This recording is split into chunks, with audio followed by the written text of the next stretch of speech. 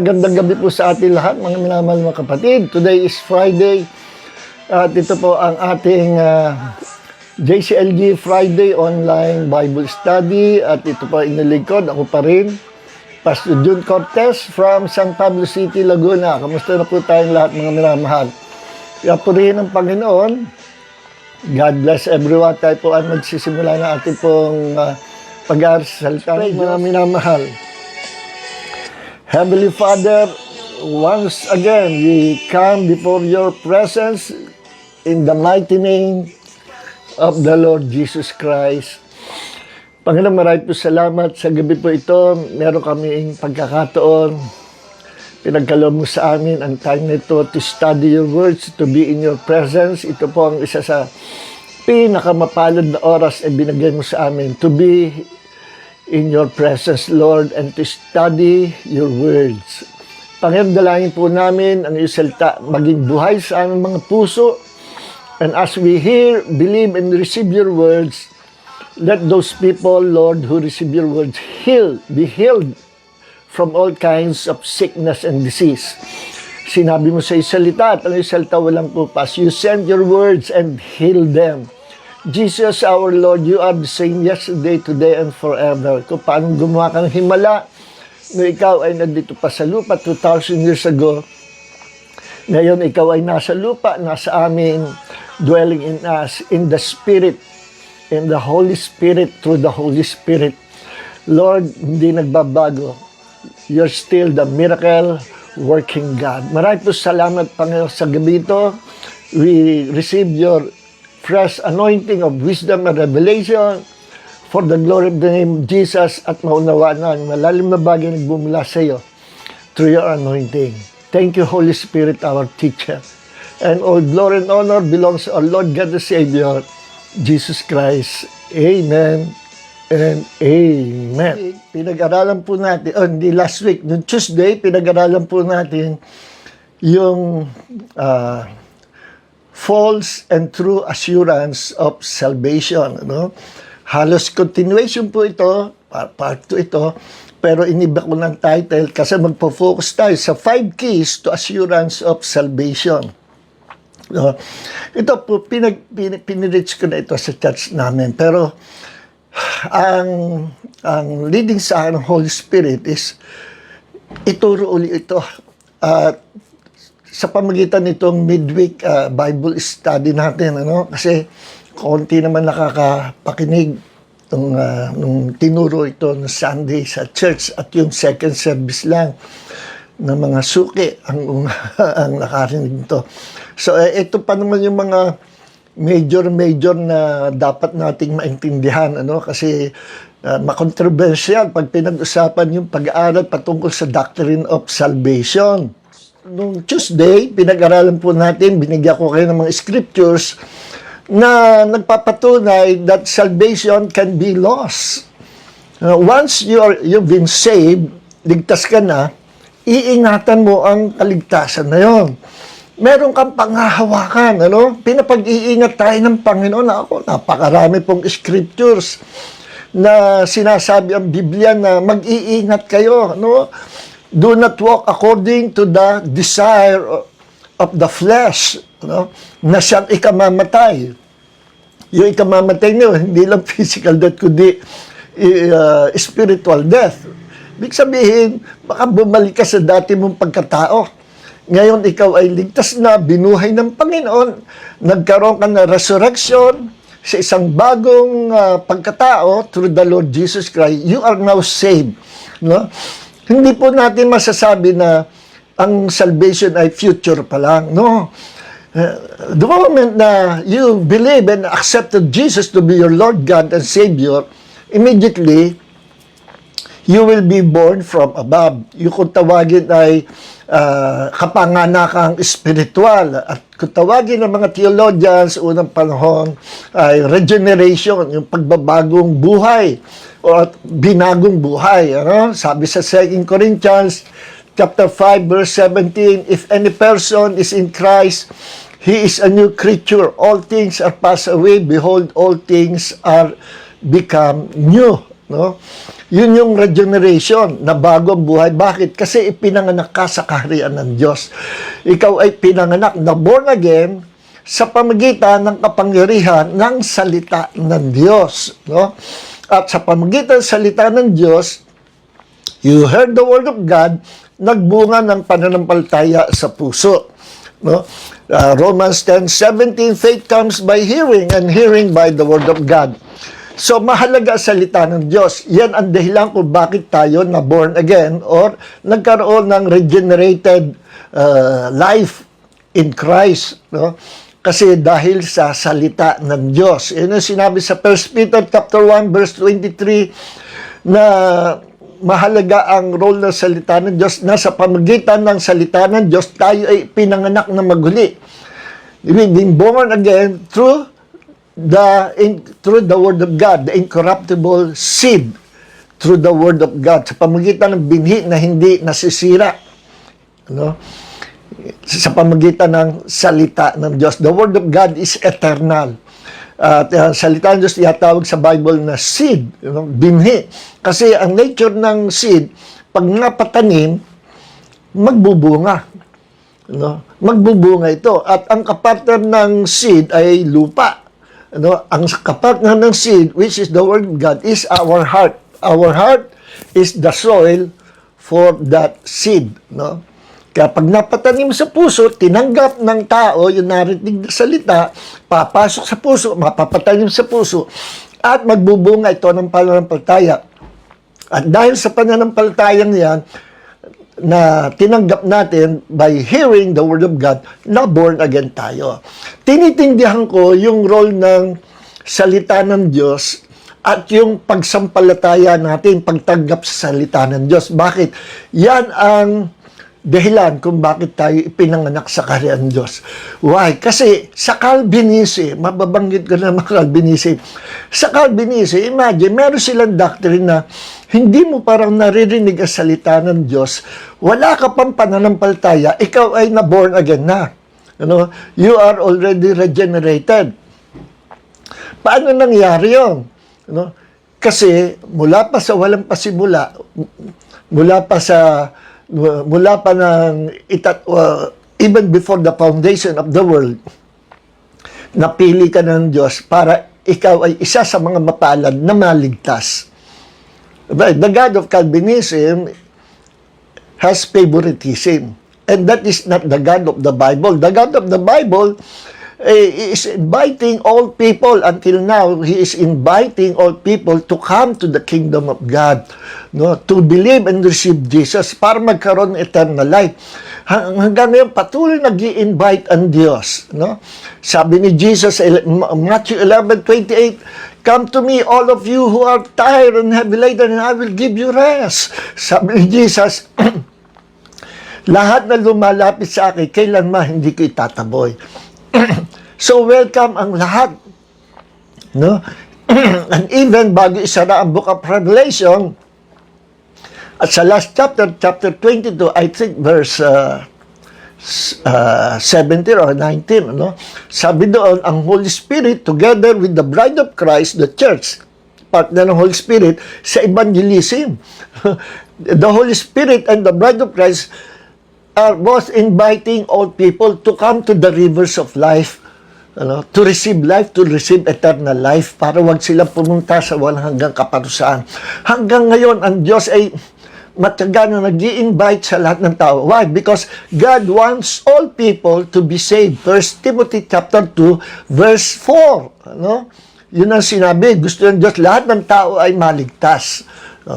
Okay, at sabi sa 1 Timothy chapter 4, verse 10, sapagkat si Jesus ay tagapagligtas, ng buong mundo, especially the believers. At yung sacrifice ni Jesus is for the whole world.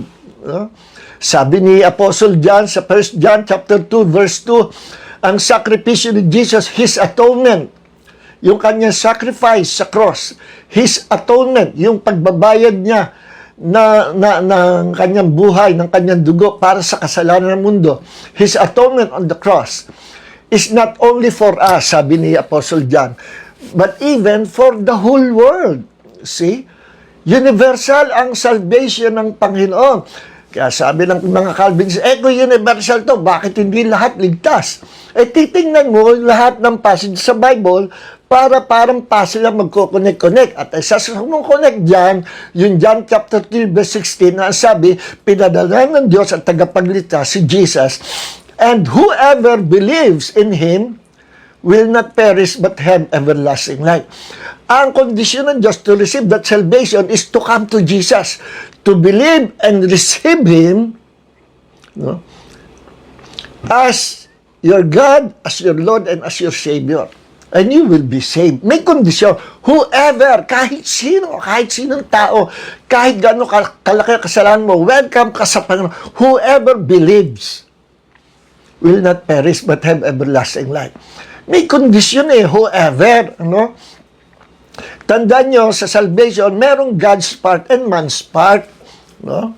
Sa Calvinism kasi sinasabi nila, oh, how dare you to say na may bahagi tayo sa kaligtasan. Ang salvation, lahat bahagi ng Diyos.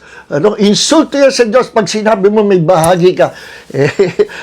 It sounds very religious, pero unbiblical. Anong magagawa natin? Binigyan ang programa ng Diyos, binigyan ng Diyos ang tao ng responsibility, no? Responsibility to have faith and to come to Jesus, our only Savior, no? Binigyan responsibility ng Diyos ang tao. God is sovereign. Ang plano ng kaligtasan, ang nagbigay ng kaligtasan, ang gumawa at tumapos, nagsimula at tumapos sa kaligtasan, ang Panginoong Hesus, ang Diyos. Wala tayong may ko-contribute.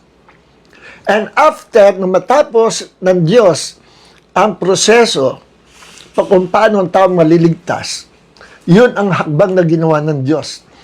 Ang lahat-lahat para magkaroon tayo ng kaligtasan galing sa Diyos. Now, ang ginawa ng Diyos, our sovereign God, binigyan ng Diyos ang tao ng free will, freedom to choose our destiny.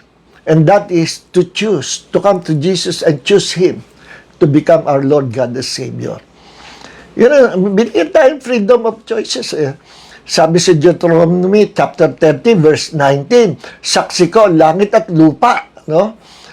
Naglagay ako sa mundong ito ngayon ng blessing and curse, life and death.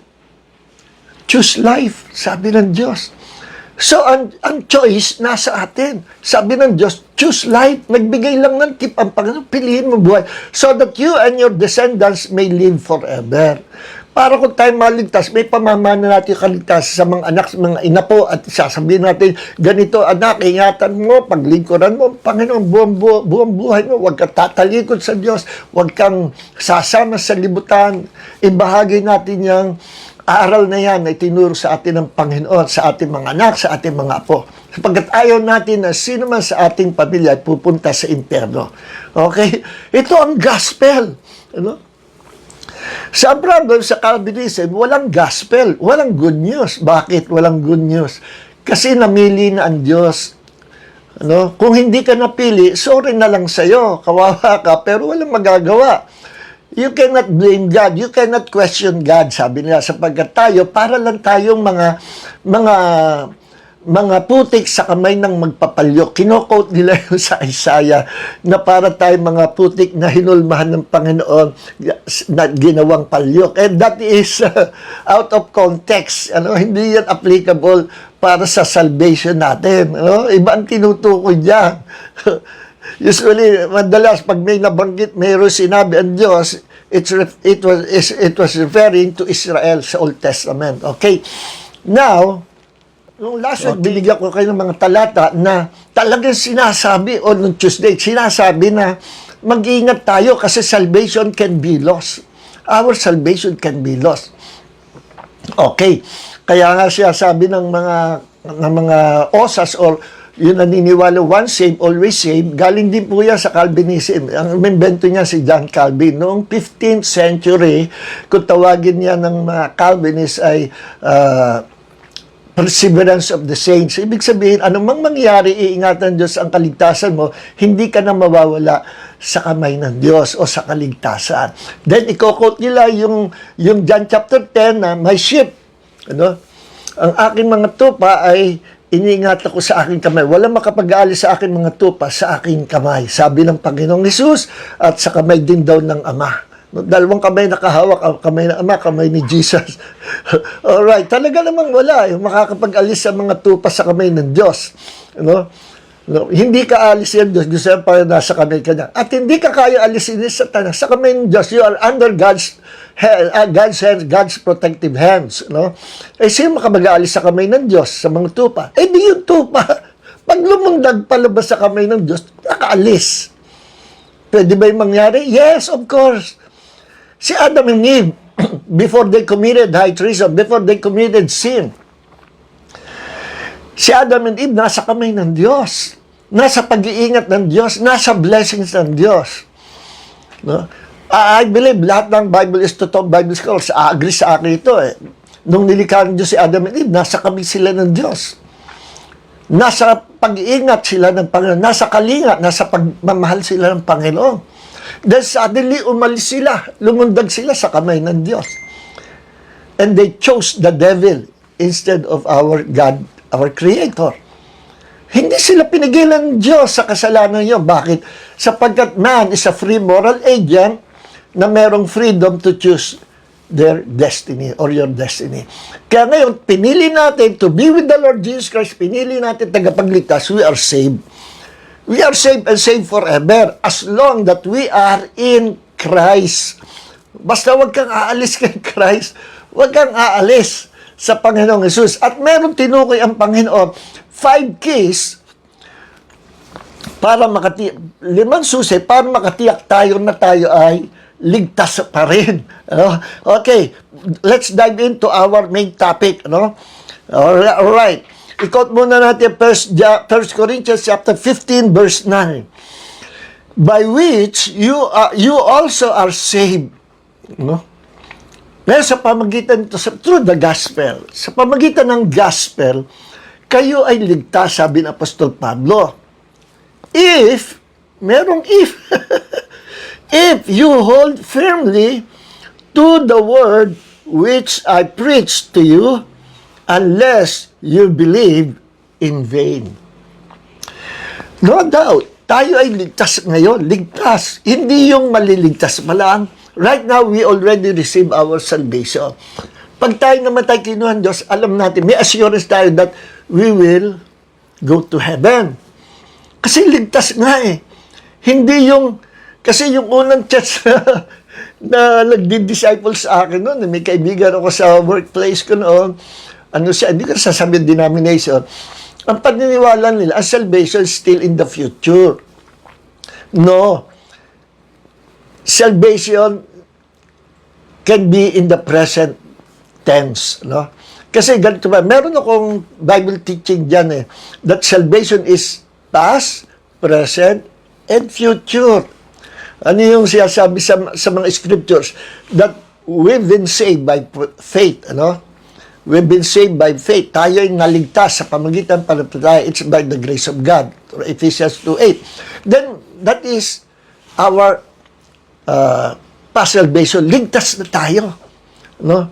Then, at present, sabi doon, being saved, ingatan daw natin ang ating kaligtasan. At present, iniingatan natin. Iniingatan natin yung kaligtasan na nirigalo sa atin ng Panginoon. Salvation is a gift.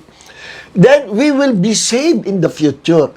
So, salvation is past, present, and future. Yung future ng salvation, yun yung salvation of our physical body.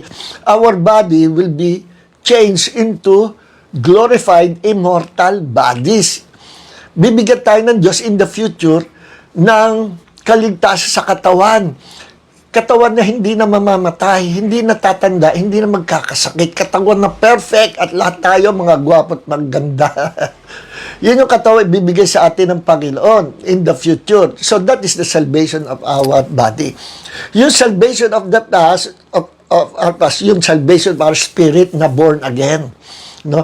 Salvation at present, yung salvation of our soul. No? Dinidisiplina natin ating kaluluwa. Nasa kaluluwa natin yung ating mind, will, emotion, yung choices natin, yung feelings, yung emotion natin, no, nasa soul, yung pagpili natin nasa soul. Kaya ating ini-inline yan sa Word of God. Hinayaan natin ang ating soul ay kumampi sa ating espiritu na pinanganak sa Diyos upang makalakad tayo sa espiritu at hindi maging mga carnal Christian. Ang ating soul ay ating dinidevelop, no? At iniingatan yung kaligtasan ng ating kaluluwa at present. In the future, the salvation of our body. So, salvation is past, present, future. Ngayon, right now, we are already saved, no? Pero, yun nga siya sabi, at present, iingatan natin yung lakad natin. We must continue to live like the Lord Jesus Christ. We must continue to walk in His holiness and righteousness. Okay. Kaya merong by which you also, sa pamagitan daw ng gospel, by which you also are saved. Ligtas na, past tense. Pero may kondisyon, if you hold firmly to the word which I preach to you, unless you believe in vain. Maliban na kayo na nampalataya sa walang katuturan, ibig sabihin, binaliwala nyo yung pagsampalataya nung naging pabaya kayo, hindi nga kayo maliligtas. Okay. Now, checklist of our assurance. Ito yung checklist ang ating assurance. Ikaw ba ay ligtas ngayon? Ako kaya ligtas pa. Minsan meron ako nakausap pastor na, o may pastor na nag-preach sa amin noon, sabi niya, minsan dumarating sa isip niya, Lord, ako ba ay ligtas pa? Sa isip ko, baka gumagawa pa ito ng kasalanan, kaya meron siyang duda sa kaligtasan. Babago pa ako nun sa Panginoon. Ngayon, ito ay katanungan din ng iba, o maaring marami, nagtatanong, ako kaya ay ligtas pa?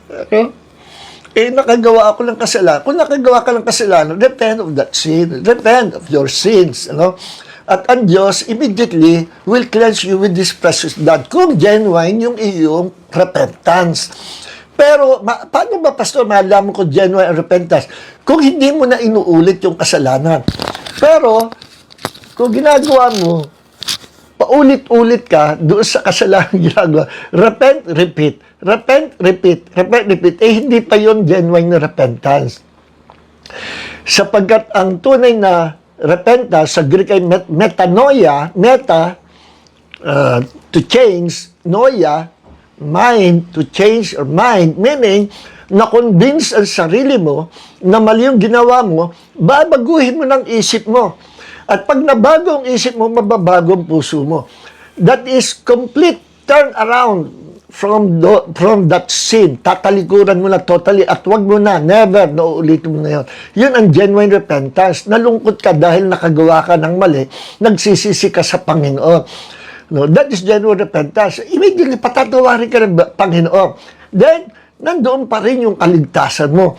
Pero kung paulit-ulit ginagawa mo, repeat, repent, repeat, repent, repeat, repent. Niloloko mo, hindi ang Diyos. Niloloko mo lang ang sarili mo.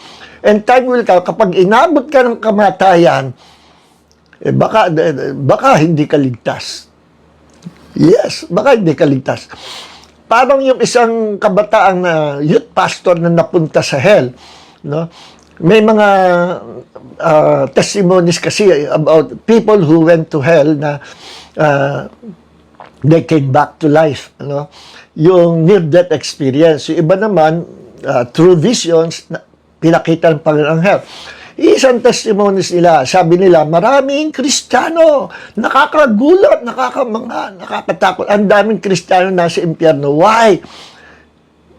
Yung iba karamihan pabaya sa kanilang buhay Kristiyano. No? Bakit? Kasi ang paniniwala nila, sila'y ligtas na at walang makapag-aalis sa kaligtasan nila. Kaya they enjoyed again committing sin back doon sa kanilang normal sinful life nung hindi pa sila naboborn again. Bagaman naka-experience na sila ng tunay na kapanganakan sa espiritu, pero bumalik sila sa dating pagkatao. And now they're enjoying their sins, they're enjoying mingling with the world, dancing with the world, at inabot ng kamatayan, nasa impyerno sila. Kagaya ng isang youth pastor na tinetestify nung Kristiyano na karating sa hell, na nagsasabi, humihingi ng tawad sa Panginoon, Lord, forgive me, Lord, umiiyak. Ang problema sa hell, walang luha. Bakit? Walang liquid sa hell. Yes, walang liquid. Iyak ka lang iyak, wala naman luha. No? At nagmamakawa sa Diyos, Lord, bigyan mo ko. Kaso, it's too late. Pag ang tao nasa impyerno na, wala nang chance na makabalik sa buhay. No? So, yung youth pastor na yon, ang kasalanan niya ay akala niya forever saved siya at ginawa niya na nawala yung fear of the Lord sa kanya. Yung mga magagandang teenagers, magagandang kabataan nasa church nila, kanyang pinagliligawan, pero ang kanyang intention ay to commit fornication. So, nakakommit siya ng fornication sa iba-ibang mga kabataang babae doon at very proud naman siya sa sarili nga. Feeling gwapo, feeling macho, no? Pero inabot siya ng kamatayan na hindi siya nakapag-repent. At natagpuan niya sa sarili niya, nasa impyerno, hindi na siya makaalis sa impyerno. Yes, hindi gawang biro ang buhay natin sa mundong ito. Minsan lang tayo mabuhay sa mundong ito, then after this life comes the judgment of the Lord. All right. Okay. So, number 1, checklist. If you are still saved or you have the assurance of salvation. Number 1, meron ka ba bang pananampalataya sa Panginoon? Very basic. Do you still have faith in the Lord Jesus Christ? Kasi ito yung unang-una na requirement ng Panginoon para tayo maligtas. Have faith in the Lord Jesus Christ. No? Sabi nga sa Ephesians 2:8 and 9, for by grace you have been saved through faith. Dito tayo naligtas sa pagsampalataya natin sa Panginoong Jesus. And this is not of yourself.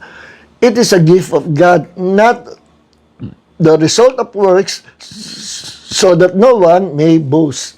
Yun daw kaligtasan, hindi gawa ng, hindi dahil sa gumawa tayo ng kabutihan, nagpakabait, naligtas tayo. Hindi yun ang una. Una, ang kaligtasan natamo natin because we believe in the Lord Jesus Christ. Nagkaroon tayo ng faith. Kailan nagkaroon ng faith?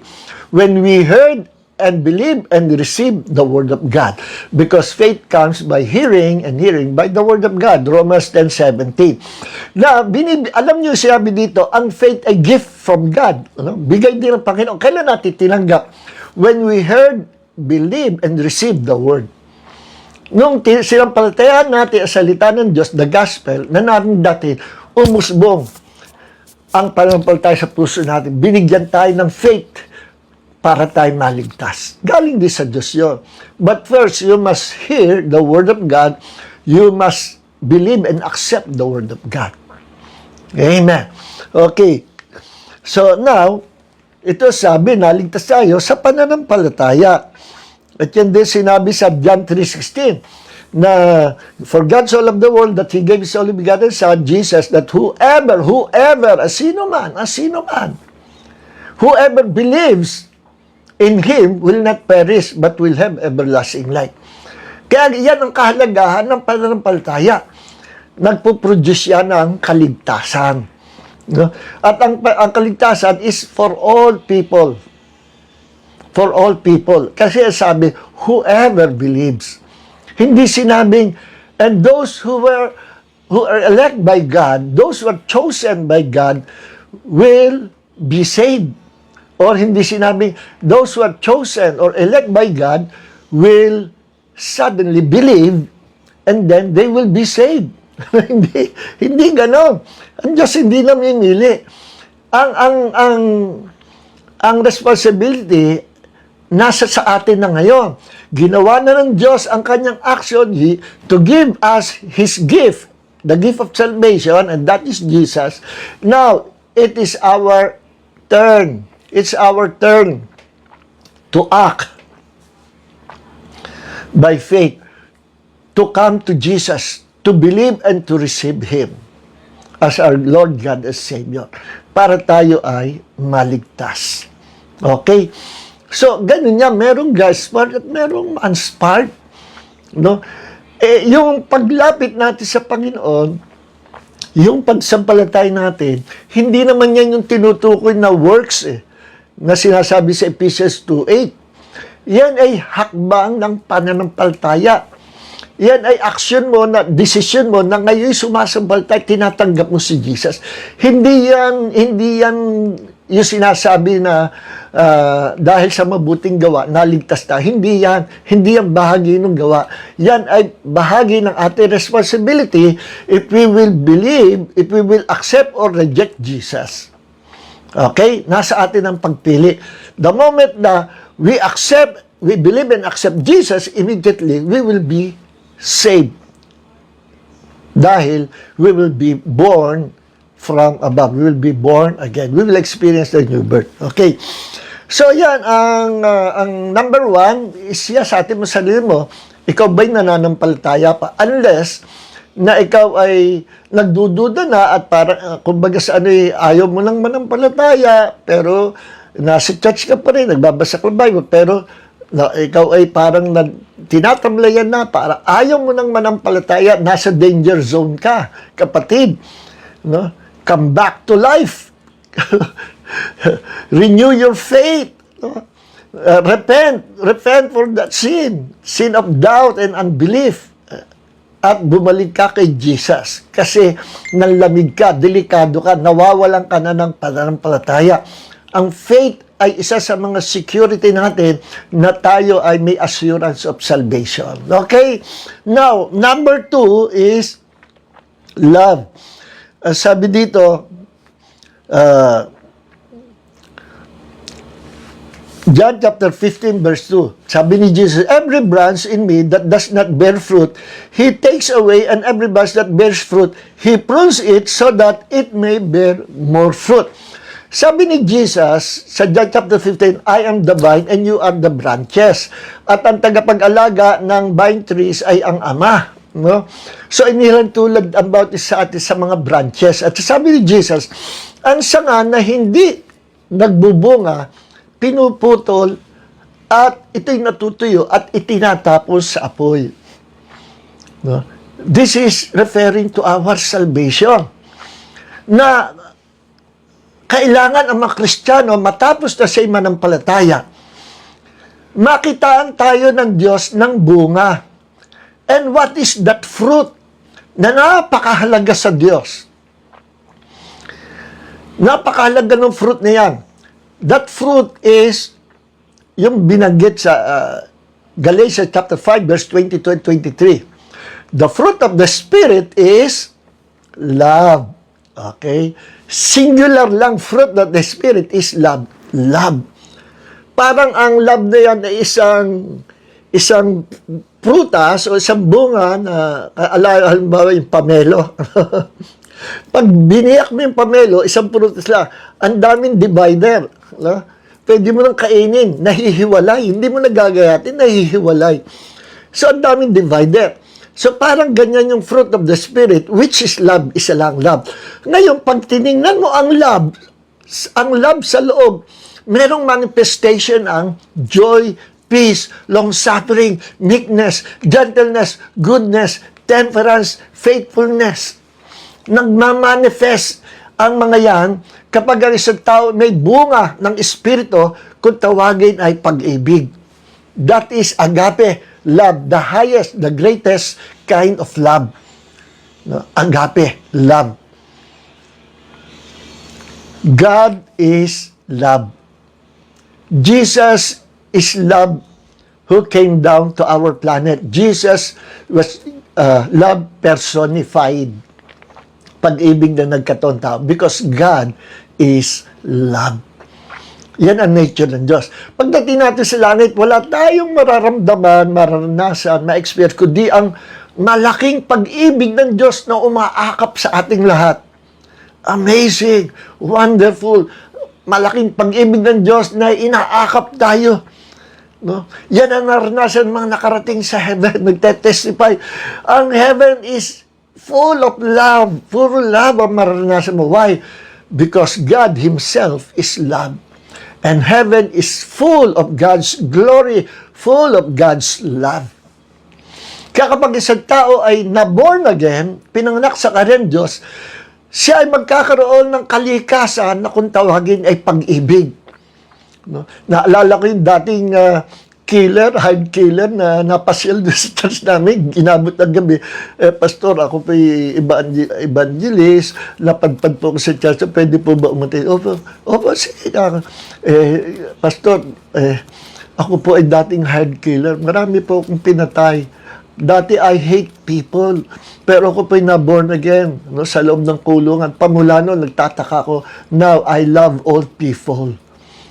Ayaw niya sino man ay mamamatay o pupunta sa impyerno. Kaya siya ay nag-evangelist to win more souls for Christ. Dahil ayaw niyang ang mga tao pupunta sa impyerno. He loved people. Pero nung siya pa'y anak ni Satanas at di pa nabuborn again, he hate all people. Kaya sabi na, kahit magkano, bayaran mo ko, turo mo kung sinong papatayin ko. Hard killer niya. Tinignan ko kanya mga mata, may mga, ang tawag doon, bloodshot. Namumula. Sabi ko, talaga totoo nga. Ngayon, nag-testify. Ang ganda ng testimony niya. Ngayon, yun ang first and last. Hanggang ngayon, tanda kong pangalan niya. Ngayon, after 1 week, nakausap ko yung friend ko sa Maynila na nagmi-minister din, I think, sa Muntinlupa. Sabi ko, kilala niyo ba itong tao na ito na evangelist daw siya? Nag-test, binabanggit ko pala siya, ay, pastor, kilala namin niya. Maganda yung testimony niya. Ibig sabihin, genuine yung testimony niya. Tunay na Kristiyano. Ay, oo, tunay na Kristiyano yan. Sabi nung kaibigan ko, pastor, narindan pa totoo niyan. Kilala namin yan. Talaga na born again. Praise God. Dati, galit siya sa tao. Ngayon, pinanganak siya sa pag-ibig ng Diyos. Lahat gagawin niya para tayo maligtas. Doon, lahat gagawin niya para pagpapatayin niya kahit sino. Bayaran mo lang siya. No? Kita niyo ang gawa ng Panginoon. No? Kaya ito yung bagong buhay talaga. Yun yung hinahanap ng Diyos. Pero kung wala kang pag-ibig na ito, ang tagal-tagal mo na Kristiyano, hindi ka nagbubunga, mapuputol ka, matutuyo ka, at itatapong ka sa impyerno. Yan yung sinabi sa John chapter 15, verse 6. No? Nakausap ko noon, minsan may dalawang kabataan house to house. No? Maganda mga tutoy, ginagawa nyo. Anong church kayo? Baptist daw. So kayo naninilaw, one save, all say, opo. Sabi ko, tinanong talata ng John chapter 15, verse 6. Ang sanga niya, hindi nagbubunga, tinatapon sa apoy. No? Tinatapos sa apoy. So, mga kapatid, ito'y patungkol sa kaligtasan. We need to bear fruit. And what is that fruit? Love. And what is that love? Christ-likeness. Magkakaroon ka ng bunga kung ikay genuine na nanampalataya sa Panginoon, hindi maaaring hindi ka magbubunga. At ang bunga niyan ay Christ-likeness. Magiging kahawig ka ng Panginoong Jesus. You will become love person. Kagaya Jesus, love personified. Okay.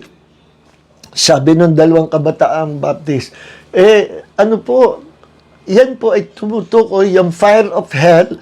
Hindi po yung fire of hell, yan po ay fire of tests and trials. Sabi ko, naku, natutoy, iba yan. Iba yung sinabi sa James ng ating pananampalataya, sinusubok sa apoy, para mapatunayan kung ito'y gold. Iba yan, iba yun. Pero itong fire nito is referring to the fire of hell. Bakit?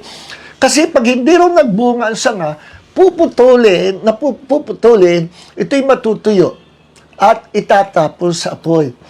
Sabi ko, sige nga, sakyan ko kayo, ito ay fire of tests and trials. Hindi nagbunga. No? Naputol, tinapos sa apoy. After na itapos sa apoy, nasunog.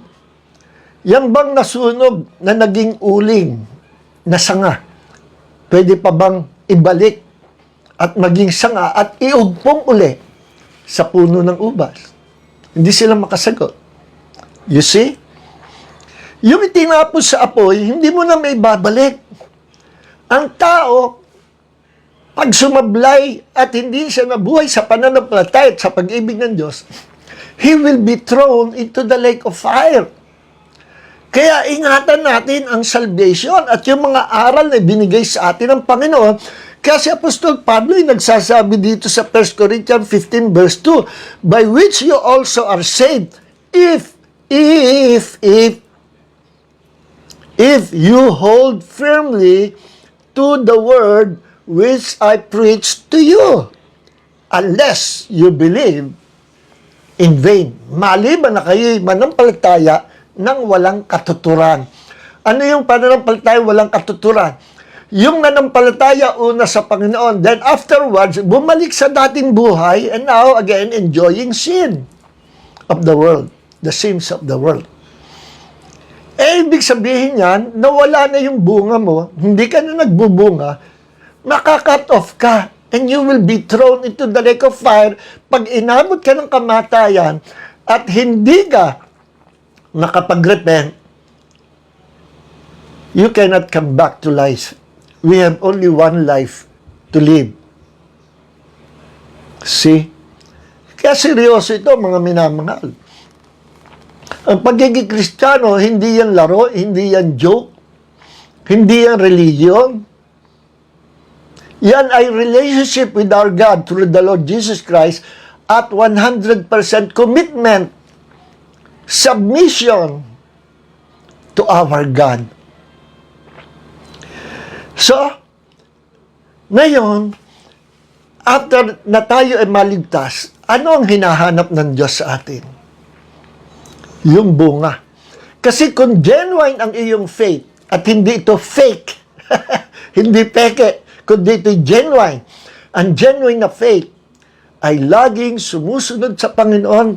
Lagi itong, ang desire niya is to serve God. Ang desire niya ay to please God. Ang desire niya is to humble before God, to obey Him, to give His life to God for the glory of the name of Jesus. Yan ang nararanasan sa isang tao na meron genuine faith. No? And then, siya, doon makikita sa kanyang buhay, dahil meron siya genuine faith, lalabas at lalabas yung Christ-likeness. Yung Christ-likeness, hindi sa pilitan ng Lord, sige po, pipilitin ko kayo magbunga mula ngayon. Hindi ganon. Automatic yan, pag genuine ang iyong pananampalataya at genuine din ang pagtanggap mo sa Panginoong Yesus, you will bear fruit. And that fruit is God's love. Agape love, the greatest love, the highest kind of love.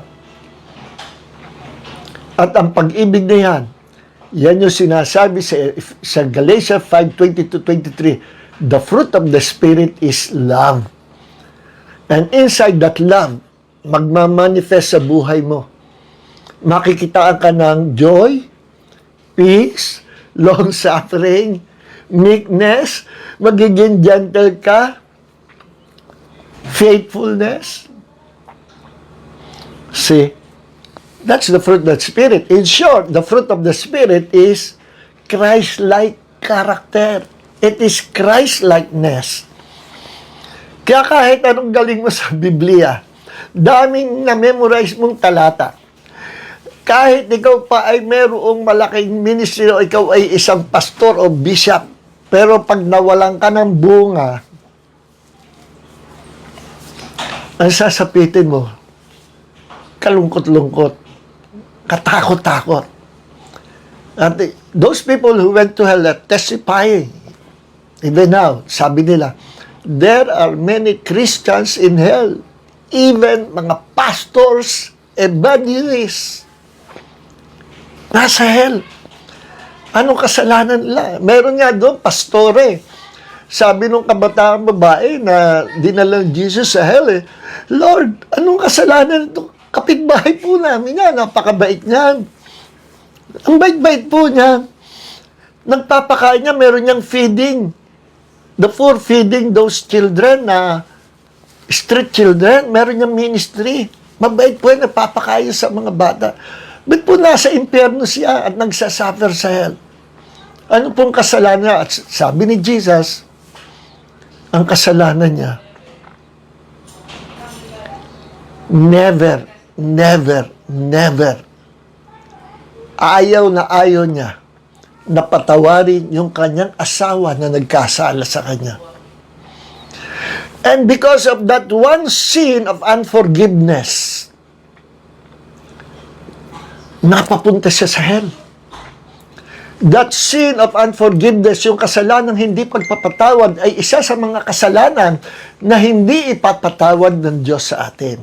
Bakit? Pag hindi ka nagpatawad sa iyong kapwa, hindi ka rin patatawarin ng Diyos. Kahit ano ka pa man, bishop, pastor, may doctorate degree, leader ng isang malaking church organization, no.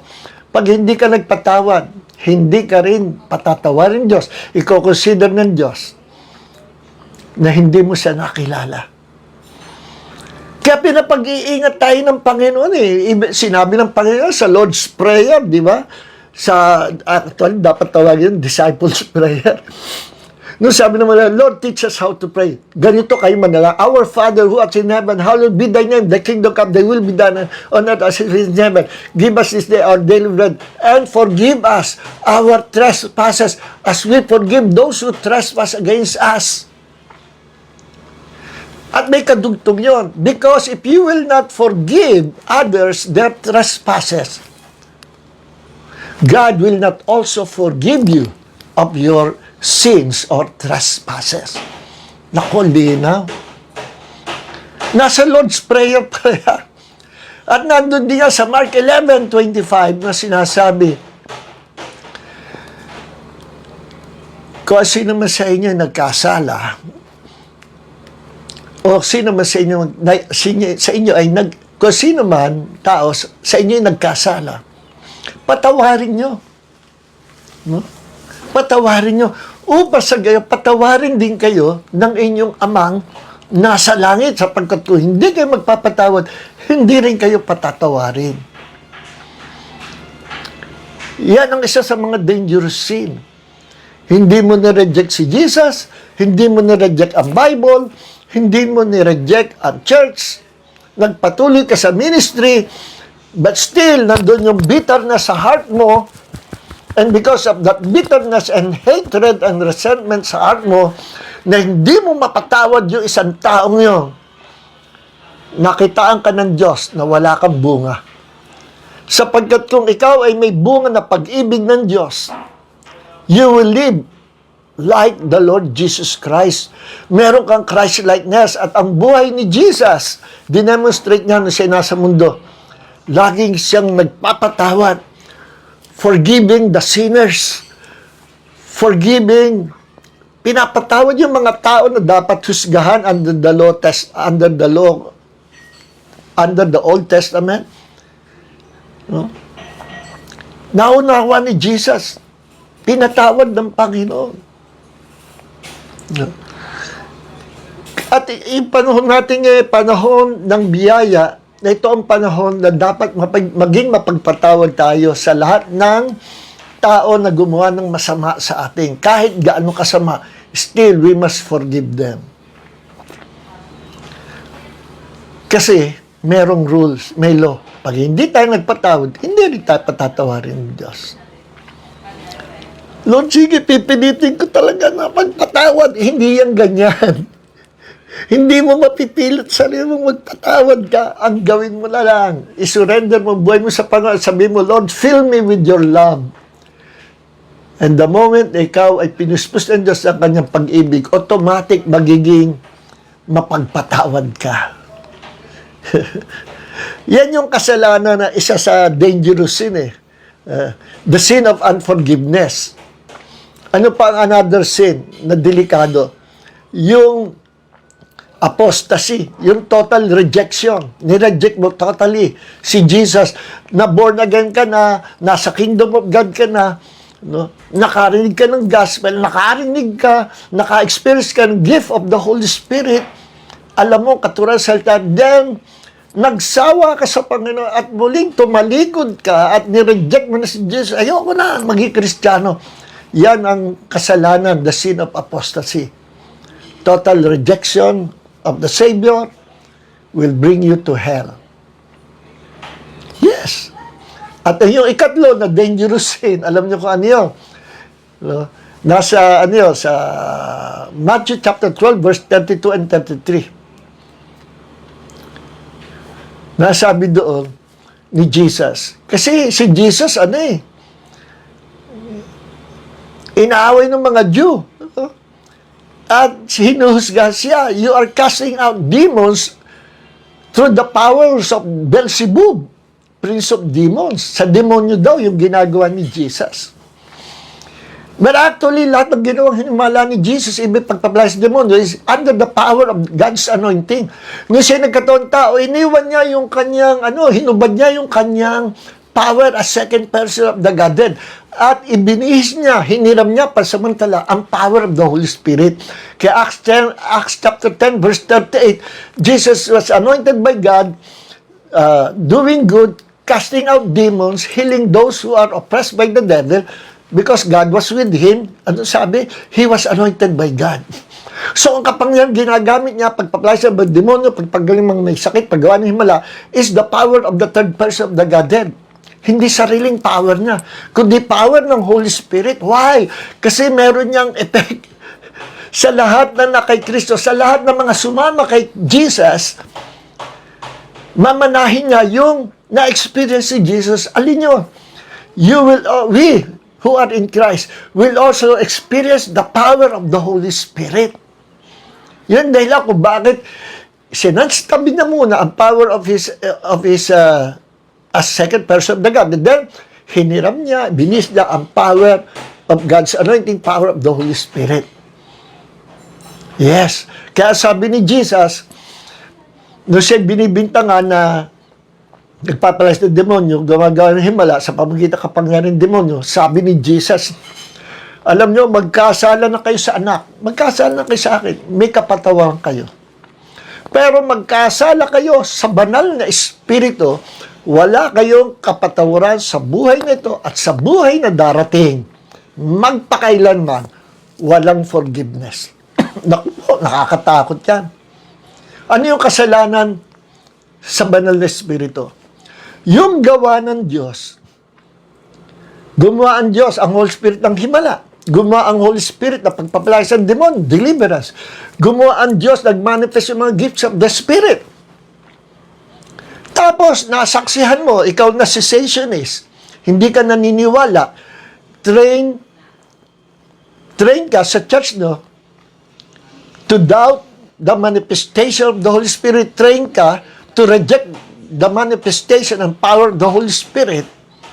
Doon ka na-train, you are deceived by your church. Bakit? Ang daming cessationists, ganyan ang ginagawa. Naku, yung speaking tongues, sabi na, sa demonyo yan. Naku, yung pagpapagaling ng evangelist, sa kapangyarihan niya ni Satanas, sa demonya, huwag kayo maniniwala. Naku, yung mga nagtutumbahan, yan ay mga possess ng demonyo. Naku po, mga kapatid, na cessationist, better repent, kung pwede pa kayo mag-repent. Yan yung sinasabi ni Jesus. Ano binintang sa kanya? Ang kapangyarihan mo, power ng demon spirit ni Beelzebub. Ang sabi ni Jesus, magkasala na kayo sa akin, patatawarin ko kayo. Pero magkasala kayo sa Holy Spirit, walang kapatawaran sa buhay nito at sa buhay na darating. And there are many Christians in hell right now, ang kasalanan nila, they rejected the Holy Spirit, they rejected the power of the Holy Spirit. Nagkasala sila sa Espiritu at walang kapatawaran. Yung tatlong kasalanan niya ang mga dangerous sins. Sin of unforgiveness, sin of apostasy, and sin against the Holy Spirit. Mga hanggang dito na lang. Tuloy natin ang part, masabi ba natin part 2? So, hindi ko na i-consider part 1 yung Tuesday, Kasi yun ay, actually, pwedeng part 1 yun. Para hindi nakakalito, this is part 1, the 5 keys. The 5 keys to assurance of salvation. So, dadalwa pa lang yung talakay natin. Faith and love. Faith and love. Okay. Kaya, tingnan, mahalaga yung love, yung bunga. Alam nyo, ang acid test to know if a person is really have eternal life, kung isang tao ay tagalangit agad na born again, ang testing love. Yung bunga. Tingnan nyo sabi dito, Sa John chapter 13, verse 34 and 35.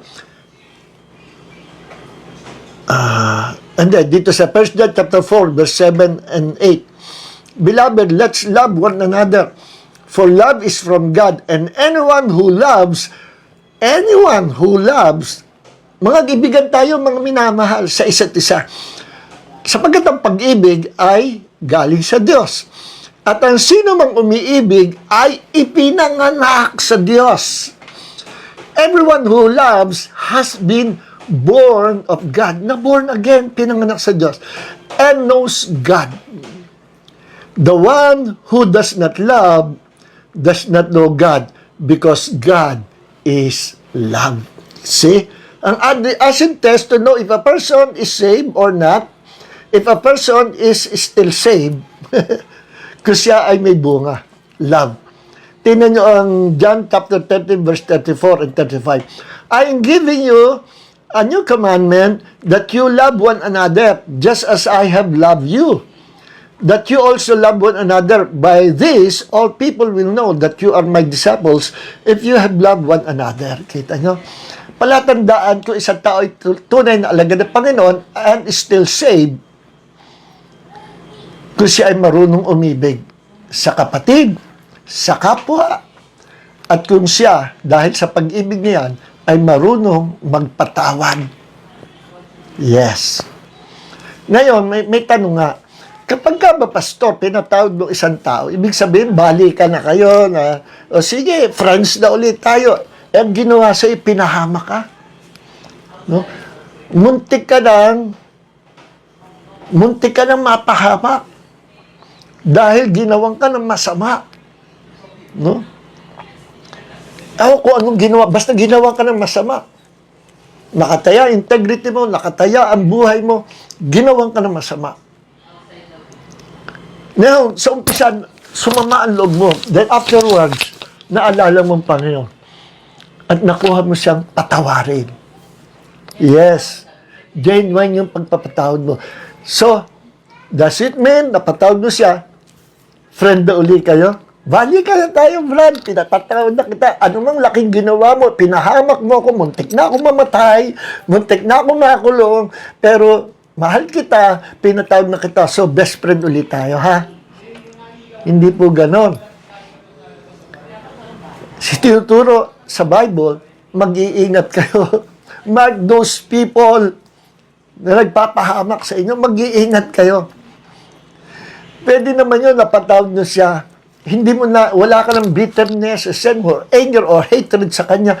Totally napatawad mo na siya. Pero, angat ka na. Kasi ikaw, naging mapagpatawad ka, hindi mo alam yung taong yun. Baka yung taong yan sa kanyang kasamaan, gawin na naman sa iyo. O higit pa doon ang gawin sa iyo. Kaya mag-iingat. Binibigyan tayo ng Diyos ng wisdom. See? Yes. So, purihin ang Panginoon. Hanggang dito na lang mga minamahal. At I hope marami po tayo natuwa sa gabi ito. Okay. So, dalawa pa lang talakay natin. Next week, part 2 of the 5 keys to assurance of salvation sa Tuesday. God bless everyone. Heavenly Father, maraming salamat sa gabi ito, sa mga salita na tinuro mo sa amin, na magbibigay ng kalaguan sa amin pong pananampalataya at pag-ibig, Panginoon, sapagkat kami iniligtas mo. And this is by your grace, hindi sa pamagitan ng amin pong pagpapakabait kami naligtas, kundi sa pamagitan ng biyaya mo nung kami nanampalataya. At ang genuine faith na ito namin, Panginoon, ay makikitaan mo ng bunga ng pag-ibig, Christ-likeness, Christ-like character. We will live, we will walk in the holiness and righteousness of the Lord Jesus Christ. At kami inihiwalay mo na sa maruming sanlibutan. Maraming salamat sa gabi ito. Pagpalain mo lahat ng mga kapatid namin nakarinig ng iyong salita. At dalayan po namin, maipasa namin, maishare namin ang salita ng Diyos. Ito napakahalaga sa lahat ng Kristiyano, sa lahat din na hindi mananampalataya. God bless everyone. May the grace of Jesus and the love of the Father and the fellowship of the Holy Spirit be with you all. In Jesus' name, Amen. God bless you all, mga kapatid. Sa Tuesday ulit, 8 o'clock. God bless you all. Don't forget to like this video and don't forget to share this Bible study. God bless you all.